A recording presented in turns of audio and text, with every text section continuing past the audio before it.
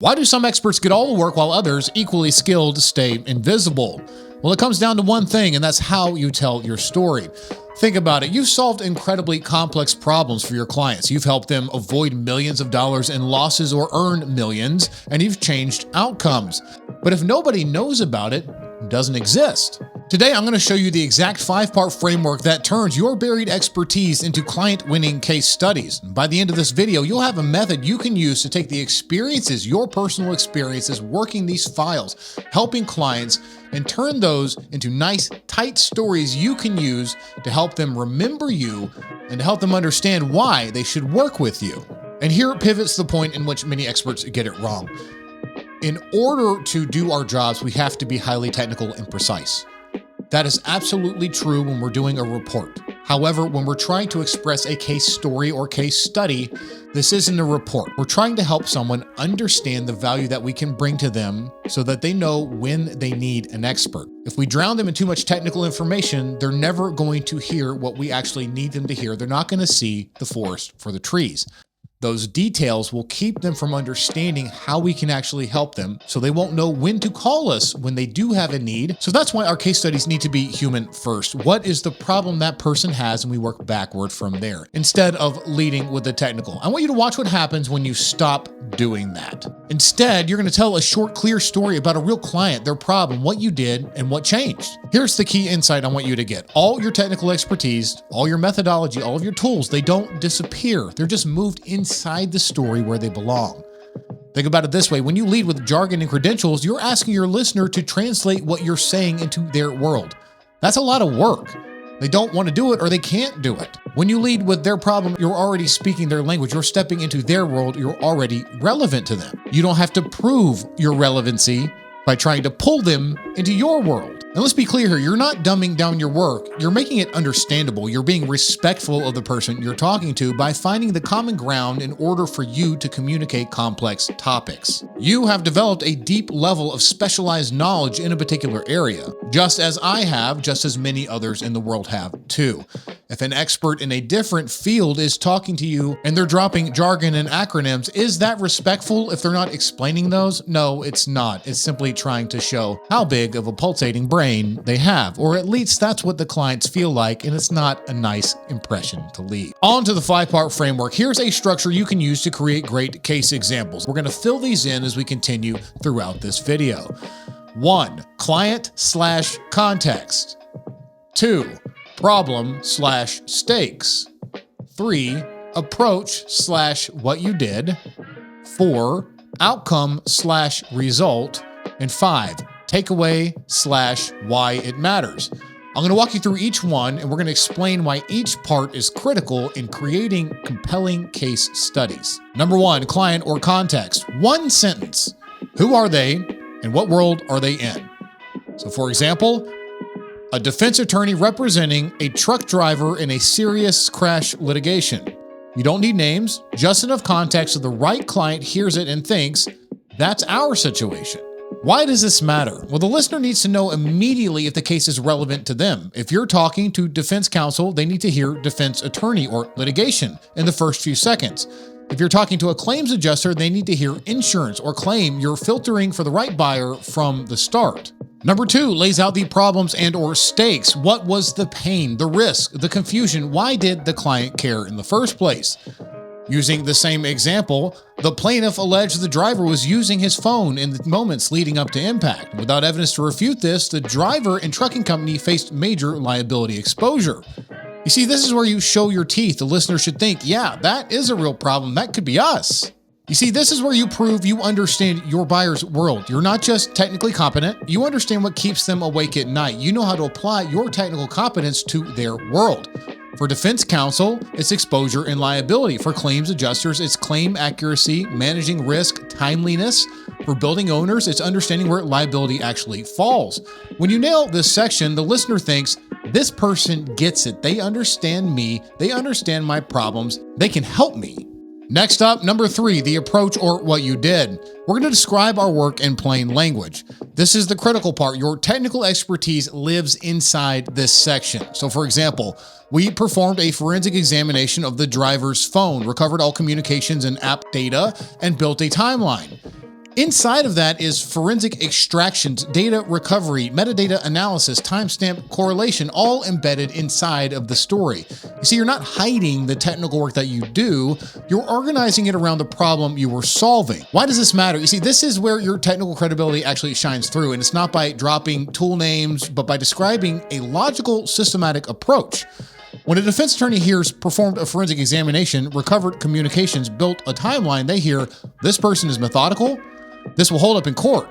When a building owner hears evaluated roof and facade, traced water entry paths, assessed installation quality, they hear this person knows what they're looking for.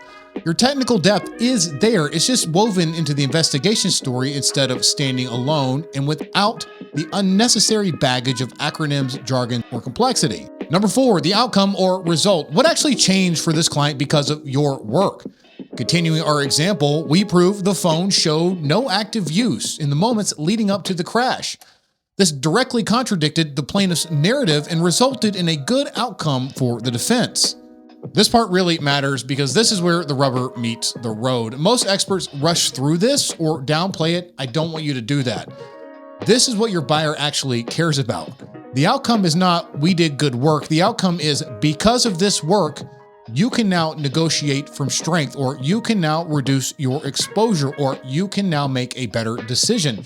The outcome is about what the client could now do because of what you found or did. It's about making the client be the hero, not you. You are a supporting character in their story. And finally, on to number 5, why it actually matters. Why would someone in a similar situation care? For example, for defense counsel in distracted driving cases, forensic evidence on cell phones of what a driver was actually doing or not doing can be decisive in defeating liability claims. You see, this is your bridge from this happened once to this matters to you if you're facing something similar. This takeaway tells the listener that this isn't just a one-off, it's a pattern they should care about. It positions you as someone who understands their type of problem, not just one case, but a category of cases. This is where you make the listener think, I should remember this person. All right, let's pause. This next part is critical. I'm going to show you the exact difference between telling a case study kind of the wrong way and telling it right. Same case, 2 completely different tellings. First, the wrong way, and this is the natural way for experts if you're not training yourself out of it. I performed a digital forensics examination of a mobile device relevant to a truck accident collision. I used forensic imaging software and technology to extract the data from that phone, from the actual physical storage on that phone, recovered deleted data and forensic artifacts, conducted an analysis of that data to establish the timeline of application usage and communication activity in the moments leading up to the accident. And my findings were documented in a technical report for use in the discovery process. What's wrong with this? Yes, it led with credentials and methodology, not the client's problem. It used jargon, data carving, metadata analysis, discovery process. I never said who the client was or what they cared about. I never said what changed for them. The result is this is an invisible case study. It's going to go nowhere. It's going to do nothing. Someone reading or listening to this is going to think, wow, this sounds complicated. Is this relevant to me? What's for lunch? I wonder what Fido was doing. Maybe I should check the dog camera. Instead, we want to keep attention. Here's the right way, what you're going to do. A defense attorney represented a truck driver in a crash litigation. The plaintiff alleged that the driver was distracted, using his phone in the moments leading up to that accident. Without the digital evidence to refute this, the driver faced major liability, and so did the trucking company. Well, my team, we performed a forensic examination of the driver's phone, and we recovered all the communications and app logs and built a detailed timeline. We proved that the phone showed no active use at the time of the crash or leading up to it. And this directly contradicted the plaintiff's distracted driving narrative and gave the defense a powerful counter-argument. For defense counsel in distracted driving cases, having forensic evidence of what the driver was actually doing or not doing can mean the difference between a good outcome or a nuclear verdict. So what's different? I started with the client's world and their real problem. I used plain language anyone can follow, made clear what changed for the client. I ended with why this matters to the listener. and it's memorable. It's credible. It says everything they need to know to understand how I can help them and address their problem. Same technical work, same expertise, completely different impact. And that's the difference between being invisible and being remembered. It's all in the story. Here's a couple more examples of elevator pitches from other areas of expertise. And please show me a little grace, these are not my area, so if I get a technical thing wrong, you can get over it. Accident reconstruction. A defense attorney represented a trucking company in a serious highway crash. The plaintiff's expert had concluded the truck was speeding and primarily responsible, but the defense wasn't convinced the analysis was sound. So we reconstructed the crash using vehicle event data, scene measurements, and timing information to show exactly what happened. You see, our analysis clarified speed, road condition, and sequence of events, showing that both vehicles contributed to the collision. This gave the defense attorney a solid evidence-based foundation to challenge the plaintiff's narrative and to negotiate from strength. You see, for defense counsel, having a precise, evidence-based reconstruction could be the difference between a good outcome, winning a trial, or settling from a position of weakness. All right, let's do one more. Let's say building envelope. Yeah, so a building owner and their insurance counsel faced a water intrusion claim from a tenant. The tenant claimed a design defect. The owner's counsel needed to understand whether the problem was a design defect, a construction defect, or maintenance failure, because the determination significantly affects liability. You see, we evaluated the roof and facade systems, traced water entry paths, and documented the conditions of critical components, and assessed installation quality against original specifications. We pinpointed that the primary source of water entry was maintenance failure, not design or construction defect. And that finding significantly reduced the owner and insurer's exposure and gave counsel a strong position in the claim. For building owners and their counsel, understanding whether a failure is a design, construction, or maintenance related is critical to managing liability. Proper due diligence can save millions. All right, now it's time to build our case example, except we need to deal with one thing first. How do I talk about stuff that I worked on while protecting the confidentiality of my clients? How can I have this library of case studies I can pull out and talk about while respecting the people who bring me on in the first place? Well, hold on. We're going to talk about that right after we get to the framework. So that's going to be the last step that we do. We're going to go through and make sure that we are protecting our client's confidentiality. Step one, we pick a real case, something you're proud of, something that shows your value. Step two, we're going to fill in the 5 parts, just 1 or 2 sentences for each. First, who hired you? Was it defense counsel, a claims adjuster, the building owner, a company itself, a manufacturer? Second, what was their problem? What risk were they facing? What were they uncertain about? 3, what did you do? Your approach in plain language. 4, what changed for them? What could they now do because of your work? 5, why would someone in their position care? What's the lesson for others facing similar situations? All right, take a minute, write all that down, and then we're going to go look at how we anonymize this. Once you have completed that, then it's time to go actually anonymize what you need to. Here's the key. The methodology and findings stay accurate. Everything else can change. What stays the same and stays accurate is your approach and methodology, the types of evidence you examine, your findings, your conclusions, the impact to the client, the logical steps of your investigation. But what you can change includes the client name, the industry. The goal is someone reading this should think, I understand exactly how this expert thinks and what they'll do for me. And I would suggest you be extra clear about it. Add a disclaimer that says that you do this directly on there. Say, for example, on a PowerPoint slide or a handout if you are giving those to clients. And there's other reasons to recommend this, such as by seeing that your clients know that when you work with them, you're not going to be talking about their business in front of other audiences. You do this to all your cases. You anonymize them before you talk about them. I do. I anonymize them all so that I can always say I do that. Can't you see I'm trying to film here, Cat? Talking about disclaimers. Here comes a visitor.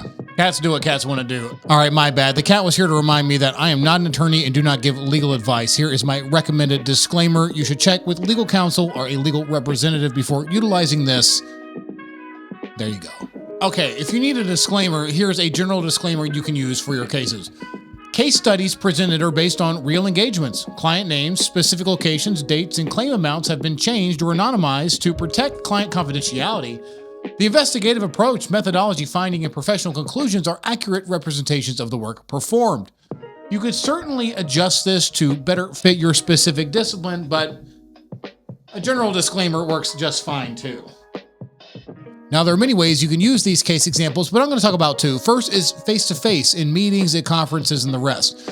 If you can memorize or have a stable of these different case examples you can pull out for different client types and different service lines that you do, and preferably all service lines for each client type that you have, the better. So for example, for a defense attorney who handles trucking accident cases, I would have case stories that relate to call detail records, cell phone extractions, dash cams, video forensics, and so forth, a story that relates specifically to that.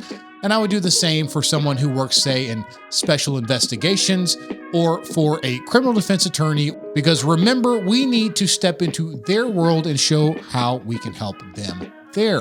But the great thing is that that same library can be used in documents. It can be used in presentations. So that same case study we wrote out, we can simply convert that into presentation modules. All right, why do I say modules and not just slides or a PowerPoint presentation? The beauty of case examples is that they're nice little compact segments of story, right? So let's say you make 30 of these case examples and you put them on slides, and I'm going to show you how to do that in just a minute.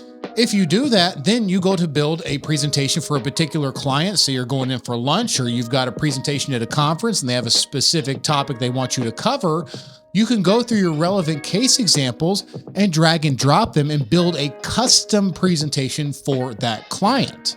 See, that's one of the incredible benefits of having this and doing this work now, is that it's always at your fingertip. Do it once really well, and it will serve you for a long time.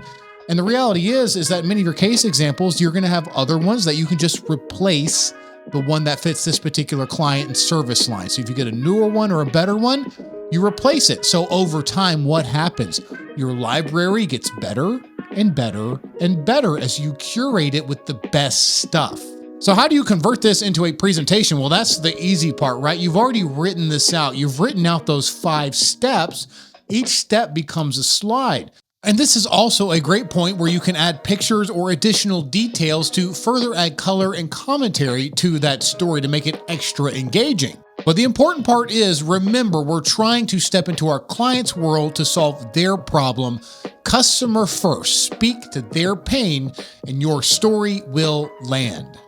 Look, most experts never take the time to package their work into a clear story, which means most experts leave opportunities, some incredible opportunities, on the table. Your case studies are proof that you understand your buyers, your customers' real problems, and you can deliver results that they actually care about. Everything you need to win more work, it's all in your mind. You just got to get it out on paper, get it organized, memorize it, and use it. Look, as an expert, the reality is that you are the product. You don't have a widget to sell. It's your brain. It's your professional services. Which also means the only one who can truly express the value you have is you. So self-promotion, in some regards, is necessary for you to be able to have the opportunity to do your best work. But hey, if you're okay with subpar experts getting the work you should get, this class isn't for you.